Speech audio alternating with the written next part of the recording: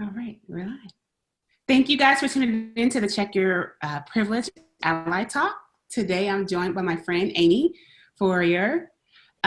These Check Your Privilege Ally Talks are conversations between me and self-identified white allies to find out what is the work they're doing to unpack their privilege so that Black, Indigenous women of color can feel safe and in community with them. So Amy, tell us a little bit about yourself. Hi, Maisha and everyone out there. I'm Amy. I'm 27. I work in the Bay Area doing consulting for nonprofits. And I got to know Maisha through her work with Sidewalk Talk. And I've really enjoyed just getting to know her. She also goes to my church. We go to church together at Oakland City Church. And yeah, I'm excited to talk to her today. Awesome. Let's get into it. Let's talk a little bit about feminism and the feminist movement. So my very first question is always, when did you know that if you identify as a feminist, when did you know you were one? That's an interesting question for me. I would say for the longest time I wasn't. So I grew up in the South. I was born in Louisiana, grew up in North Carolina, went to a liberal arts college, UNC Chapel Hill. Had a lot of feminist friends there, but was still believing the lies of the patriarchy and all sorts of Southern Christianity. And so I think probably not until I moved to the Bay Area did I start really realizing, oh yeah, feminism is something that, that anyone should have, man, woman, transgender, however you identify yourself. I'd probably say 2 or 3 years ago. Wow. Mm-hmm. Oh, we got to talk about the Southern Christianity on another chat. Yes. So you've only been doing this work for like 4 years, it sounds like.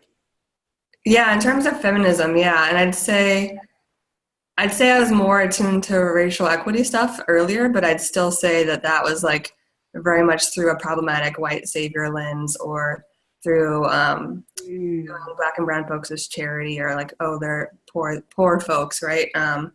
And so, yeah, tons of unlearning has happened, and there's tons more for me to do, in the last probably 4.5, 5 years. Yeah. Mm-hmm. Cool. Mm-hmm. So since being a part of this feminist movement and waking up to this injustice with white supremacy, have you noticed the silencing of voices of Black, Indigenous women of color in this feminist movement? And if so, how does that make you feel? Yes, I feel like there's so many things ways I've seen that play out, and I probably too myself have done the same, right? I think the most recent example is of the death of Nia Wilson, and Black Indigenous women calling out white women who are, declaring themselves as allies, declaring themselves as activists, and not posting anything.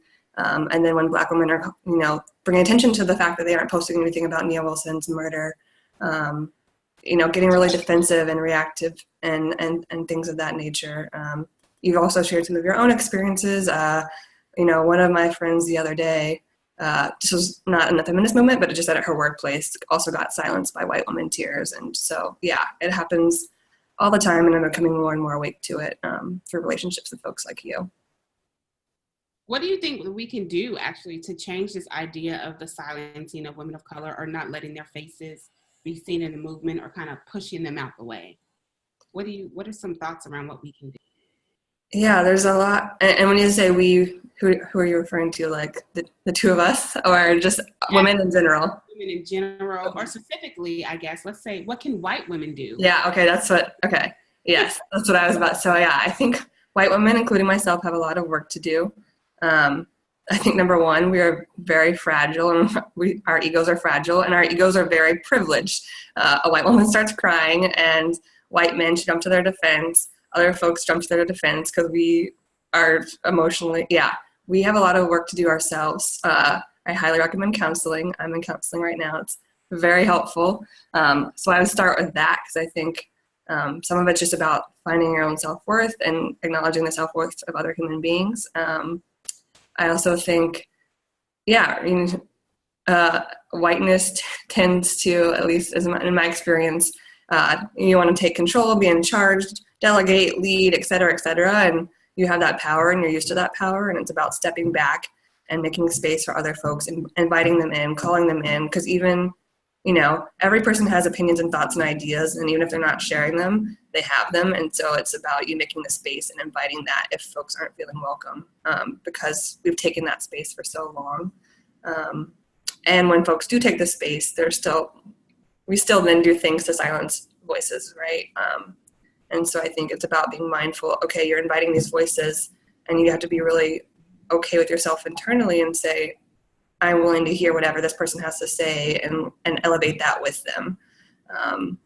And even if it comes into, even if it's communicated in a way that you aren't comfortable with, or you feel uncomfortable, I don't know, fill in the blank. There's all sorts of reactions a person can have, and you need to be aware of what your reactions can be and then check them at the door, I think. Absolutely. Yeah. I think in this feminist movement is like, and I've experienced this where you come with a great idea as a Black woman of color, and then all of a sudden the group of white women say, oh, I have an idea, and you get no credit. So I think that's something that I would love to see white women do in the feminist space, is actually give credit where credit is due, and stop taking the work of Black women and claiming it as their own, and then not even allowing them to have a seat at the table after they've claimed the work as their own. That's really problematic. Yeah, that's very problematic. Yeah, and so much of the things that are probably coming out of my mouth are because Black and brown women have invested in me too. So yeah, it's definitely worth giving. It's important and imperative to give credit to folks, because that can't be our ideas. We can't see. We were asleep to our own privilege and the injustices. So absolutely. Let's talk a little bit about allyship. So, you know, it's not this identity, it's this process of building relationship based on trust, consistency, and accountability. It's not defined by worker efforts, it's something that's recognized by the people on the opposite end of the spectrum. So in this aspect, me as a woman of color can see, knowing you personally, that you are an ally. Besides the fact that you say you're an ally, you're actually out there doing your work. So my question is, what does being an ally look like to you? Like, what does for white women? And then go into kind of what work are you doing to unpack your own privilege? Yeah, like you said, allyship isn't like some badge or slogan or token to hold on to, and it's a continual process and work. And as you start to work towards being an ally, there's more and more work that you realize that you have to do yourself, and it's not coming out of a place of, you know, beating yourself up or wallowing, because that's just also going to make things centered on you and your emotions. But I think, there's what do I want to say here? There's so many things I could say. I think one of the biggest things that I've been working on personally right now is checking. So like, for example, the other day, a white woman reached out to me and said, there's this post going on my Facebook thread. Can you take a look at it? And I looked at the back and forth, and like, it was a Black woman and a white woman kind of getting into it on Facebook. And, you know, while I could have been tempted to say, oh, you know, that person's delivery wasn't great or whatever, what that Black woman was saying was true. And so I had to be willing to be uncomfortable and like make that white woman uncomfortable and say, no, I think you need to sit and reflect on what she's saying. You know, it's so easy to default to like comforting your friends and just staying comfortable and being a culture of niceness. I think white women are really good at being nice and polite and, you know, keeping their faces up. And so I think, you really have to be willing to be uncomfortable and say the truth, no matter who's watching or who's around, and speak up. Because it's for yourself. It's not, it's for all of our collective liberation. I think it's also, you need to recognize that it can look different with different relationships. Like some Black women in my life, they don't want to talk about these things. They experience it every day. And so it's just kind of learning through relationships what people want from you and what's helpful, and always calling other folks into the work as well and speaking up, I think. Oh, that was great. So it's like for you, it's not a merit badge. It's not like this badge of honor. I'm an ally. Look at my star button. It's leaning into being uncomfortable and speaking up to the injustice that Black and brown women face. And then also for you in doing your own work, it's respecting the boundary that some of your Black women friends don't want to have conversations about race because they deal with it every day. Mm-hmm. Yeah, and when they do, it's listening, right? Like just showing up to listen and ask what I can do for them, or how they are taking care of themselves, right? And just checking in. Yeah. That's exactly what it is. So besides that, what other work are you doing to unpack your own privilege? Are you like any like groups? Do you go to talks? Do you read? Like what work do you do? Yes, all the above. So yeah, I try and go to surge trainings when I see them if there's one that I haven't been to. I'm often talking to, my community about these things, and we're, debriefing current events. I'm actually looking at right now, there's a nonviolent communicator, Nancy Kahn, who's super awesome. I worked with her before, and she's putting on a workshop about white fragility. That's like an 8-series session, and she's a woman of color. She doesn't need to do this work, and yet she's willing to do this work with white women. And so I'm really appreciative of that and going to take advantage of that opportunity. I think another thing is just being willing to, okay, you're a friend with this person. The most growth and change I've seen in myself, or the most understanding I've had about the experiences Black women have, is going on a trip with them. Go on a trip with one of your friends, and see, like a few years ago, I went on a trip with 2 of my Black friends to Bishop, California, this really small town. And they were really honest about their visceral reactions to things and their uncomfortableness with being in this place, even though we all chose this location together. And I think, the more you're in people's lives, the more that you learn from them. And just the more that you can put yourself out there and say you're willing to just hear and learn from them and their experiences and validate that, the more you're going to learn as well too. And people are going to open up and share. And likewise, you share your own journey, right? It's equal and mutual. What else? So I think it's always talks going on. I'm always trying to learn about different things going on in Oakland. I feel like there's so many injustices, it's hard to stay on top of them all. So you got to put some boundaries and take care of yourself. And then, there's always more and more articles to read. I definitely follow a few people on Instagram that are Black women who are definitely pouring into me and to others about and waking me up more and more as well. Good. You're really doing some work, girl. No, but not always. And you can burn yourself out and it can get tiring. I was going to say, so in doing this work, I'm kind of going off script. Go for it. How do you take care of yourself? Because it sounds like you really do a lot to make sure that you are acknowledging this and really trying to be open and awake to the injustice. But what do you do to take care of yourself in doing your work? Yeah, I think, so as I said, I'm in counseling, so that's been really helpful to me. I also do what's called centering prayer, and I don't do that as often as I would like to. But the idea is that for 20 minutes in the morning and 20 minutes in the afternoon or evening, you basically just submit to the presence of God and kind of, it kind of works through some of all the things that are going on in your head, just kind of float around sometimes. And I really find that that's a way to take care of myself. And to kind of show me sometimes where I have more work to do, right? If something comes to my mind, to process and meditate on that. And I love to have a good time. I love to dance. I love to, life is equal parts hard and also beautiful. And at some point you just realize, you have beautiful relationships and folks are experiencing all sorts of injustices. But we also rejoice together and have fun and see what the community's doing. I went to the East Oakland collective's Feed the Hood 6 with some folks in church this past weekend, and that was so life-giving to me. Just to see the power of what people can do if they create space and organize and build community. And that's ultimately the ultimate work of all of this, right, is to build community. It's to build community, to bridge the indifference. That's really what the whole point of these interviews and just in all of us doing our work. And we're going to get to why that's important.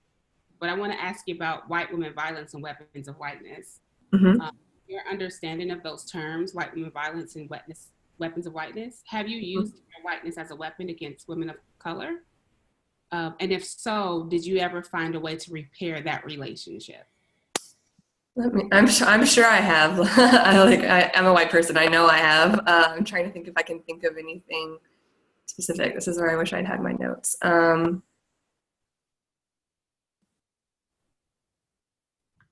I can't think of anything specific. I wish I could because I'd be happy to share it. But I think in general, I'm sure I've gotten upset or uncomfortable with offending someone or, causing harm or hurt, and then, had folks console me rather than the person that was actually impacted by my actions or words. I think that's probably happened quite a few times. Yeah. So it sounds like you're aware that this has probably happened, but in your work, what I also hear is that you seem like you're able, and this is just me and you had the experience the other day where you came up to me and said, I want to apologize for one more thing. Like you were doing I don't know if that was your centering prayer, but just you were able to like recognize, hey, something else might have happened between us, or there's something I want to apologize for. So let me go ahead and apologize. And you might not know what you did in the past, but this is kind of like a present experience of you like offering this apology and just repairing between you and me. Yeah, definitely. And I think the hard thing is that I think there's so much more that I have to become aware of. And so I'm sure there's so much more harm that I've done to folks, even recently, that, it's a continual process of reaching out and asking for feedback and input if folks feel comfortable. And if not, just continuing to educate myself. Absolutely. So, for a lot of us women of color, Black and Indigenous people of color, there's this whole notion of like, you know what, we just gonna forget Becky and these white supremacists, we're gonna throw everybody away. I firmly believe that the throwaway culture is rooted in white supremacy and patriarchy. And I say this because in the corporate world, or when you work with men are easy, not all men, so let me just throw that out there, not all men, I have found that they'll say things like, she's easily replaceable, stop complaining, don't need her anymore, let's get rid of her. And because that's rooted, that idea of throwaway culture is rooted in white supremacy, we as people have started to do that with each other, right? So how can we go from not throwing people away, but really being bridges and building relationships between women of color and white women? How do we break the cycle of throwing each other away? Whew, that's a hard one. Because white women do it, and I think white liberals do it to anyone else too, right? That's why I feel like our nation feels so divided. I think the biggest proof is I'm here, and I'm proof like Black and brown women have invested in me, and like I'm only here and talking about these things and aware of these issues because of that, because people haven't thrown me away. And so I think that's the hope and the encouragement of not doing that. But I can't even imagine. I fall into that trap as a white woman, so I can't even imagine as a Black or brown woman how much easier that is because of all the things that you're experiencing and how much directly you're experiencing because folks are harming and hurting you through their words and actions. I mean, I'm a Christian, and so I'd say the way that I try not to do that is the God in me meets the God in you, even if I can't see it or I'm mad or whatever. Sometimes the Holy Spirit shows up and does it for me because, it's continual work. I don't know the answer to that one. It's hard. No, it's okay. I think when we think about throwaway culture, it's really kind of like what you're saying. I like to say honoring the humanity in somebody else.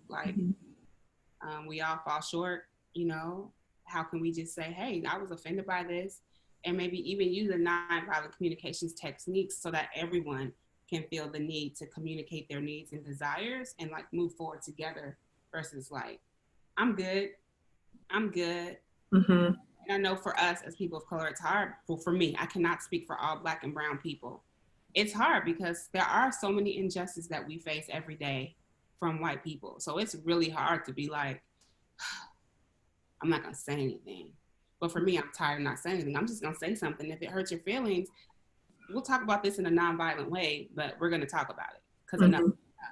And I think these hard conversations are that bridge to end this whole idea around throwaway culture. Yeah. Thank you. Let's talk about centering women of color. When, Amy, was the last time you centered a Black Indigenous woman of color? Can you say how you're defining centering? Yeah, so centering is kind of like putting them at the forefront, letting them take up all the space in the room, really making sure that who they are and where they are is respected and acknowledged without you coming in and feeling like you're, what is the word I'm trying to look for? You might think of it. I can't think of the word I'm looking for right now. But basically, in a nutshell, when was the last time you let a woman of color take up all the space without you feeling the need to kind of jump in and throw your own experience in there. That's a great point. I mean, I think this is social media, so it's different, but I think the point we were talking about earlier about, oh, my friend is going back and forth with this Indigenous woman, and she's taking up all the space, and she's saying things in the way that feels true to her. And yes, it's this white woman's getting really offended by all that she's saying, but what she's saying is true, and standing up for that. I think another instance that comes to mind is the All Rejoice Together retreat, when we were circling up as our church talking about where we all feel like we are on the spectrum of anti-racist organization. You know, a Black woman was saying, no, I feel like we're a 2, and the white man was saying, you know, I feel like we're at a 4 or something like that. I can't remember the details. And letting her take the space and give voice, and then, you know, after she was done saying, well, no, this is the rating that we should give as a table. If this person feels this way about it, like, they're the most close to the injustice at our organization, at our church, so that's what's valid and real, not your privileged experience. Yeah. Oh, that's good. Mm-hmm. That's good. Do you find yourself wanting to find ways in your everyday life to maybe affirm women of color more? Always, yes. Yes. Sometimes I try to, and then sometimes it just doesn't feel like, I'm like always trying to ask how I can affirm women of color more, because I see how even people's workplaces can just tear down a Black woman really easily, and get them in their heads full of self-doubt or whatever it might be that they haven't even told me about.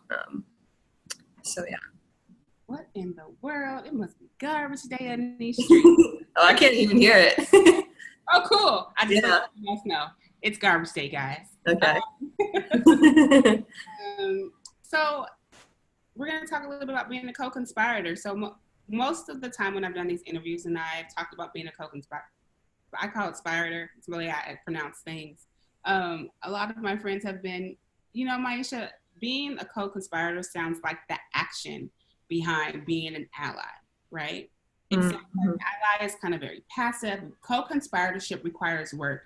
It requires you to really put things in motion. So I guess my question to you is, how do you plan on moving from being an ally to being an action-driven co-conspirator? Yeah, I think it's how you show up every day in your everyday actions, I think, first and foremost. So there's so many things that happen in anyone's day that are worth speaking up for. And so it's like, how are you doing that first? Are you meeting strangers and they're saying something offensive? Are you at your workplace and you see injustices going on? Are there Black and brown women in your life that like could use some affirmation, like you were saying? Not that they need it from me, right? They're already divine in their own image. And then I think for me going forward, I'm changing career paths. I'm hoping that that's to do more anti-racist policy work. If that's what's next for me, that's my dream. And then to continue to invite discomfort and different people into your life and just hear their voices in their space and their lives and share your life with them and just, come together and build community that's different than how the world set us up to be, I think. That's some good advice.